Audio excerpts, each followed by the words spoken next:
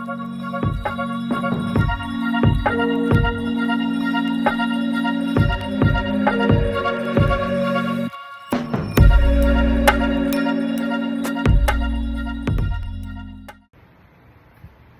hi you guys. So I just wanted to make an intro video about why I decided to start fasting 10 years ago. I fast every day. Typically, I fast until about 7 p.m.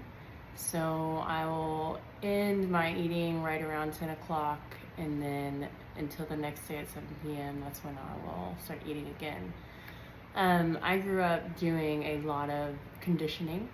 I started when I was 6 years old, and my dad was my coach. He's wonderful. He coached an Olympian, and so a lot of that conditioning was quite intensive. I went through a lot of acceleration programs, things like that. Basically, when I hit high school, my hormones were everywhere.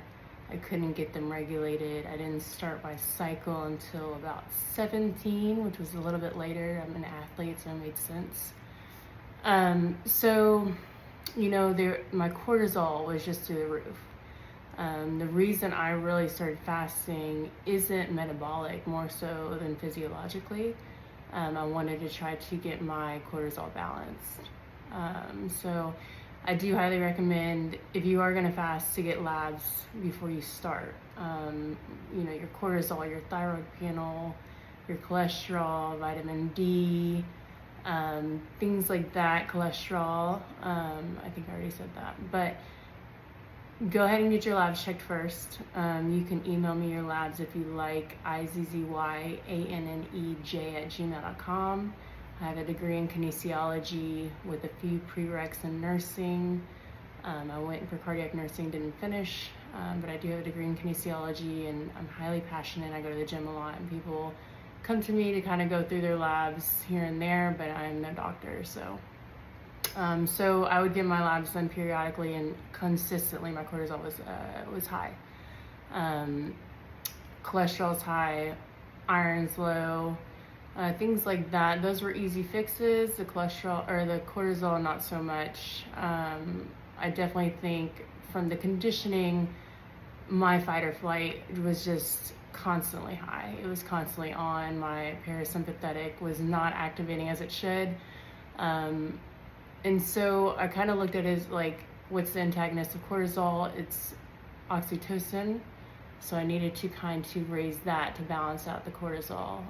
They're antagonistic to one another. So I thought of some ways, and oxytocin hits the dopamine D2 receptor. And that is triggered in the striatum of the brain. A lot of things can help increase that. There's some supplements, inositol, L-phenylalanine, olive leaf extract, DHA from omega-3s. And then there's just some simple practices, meditating, aerobic exercise like running, sleeping, and then also fasting. So fasting can increase your D2 levels in your striatum, which your striatum is connected to, how you process fear. It's connected to your fight or flight. It helps balance that. And so I needed to lower that reaction. So basically, I started fasting about 10 years ago. It was late 2014. And I'll go ahead and show you guys what I do at 7 p.m. A typical meal for me would be, start with blueberries, tuna. This is vegan yogurt. I am pescatarian. Pineapple, no sugar. Bell pepper. I usually like to do an Anaheim bell pepper. It has higher vitamin C than an actual orange. Today it's a bell pepper. It's really high in L-phenylalanine, and then a grapefruit, which is high in inositol. When I got the labs done, they thought also maybe PCOS. So the interesting part of that is they say myo-inositol helps with PCOS the most, which also helps increase D2 in the striatum. And what depletes inositol is things like coffee and caffeine. So there is a correlation there as well. I did have my labs checked, and after I started fasting for about a year, and my cortisol was actually balanced. It was not in the higher levels anymore.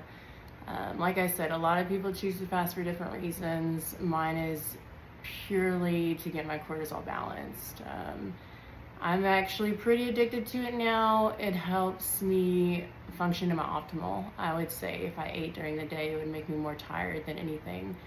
And it's been a blessing. So I also did the LA Marathon in 2022 fasting. So all my exercise is fasting as well. I stick to that 7 p.m. Time to start eating every day, 7 days a week. And I'm not saying everyone should do it. You know, there's some people out there that have a different metabolics rate as far as, you know, they need to eat 3 meals a day. I am no expert, but it has helped me. And this channel is really just going to be about things I eat to break the fast. And also there's going to be some like cheat days as well. So, you know, you get your $1 drinks from GNC, Vitamin Shop. I love to cheat on, you know, really crappy protein bars. And then, you know, but I've gotten so acclimated to a raw diet. I like to eat most raw foods. I don't cook much. And the reason I say pescatarian is because fish is a staple to my diet.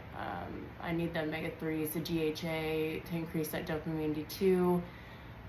People don't realize a lot too with like PCOS, omega-6 really should avoid. So omega-6 is like arachidonic acid, which is anything animal based, your dairy, your beef, your corn, that's gonna like increase it a lot.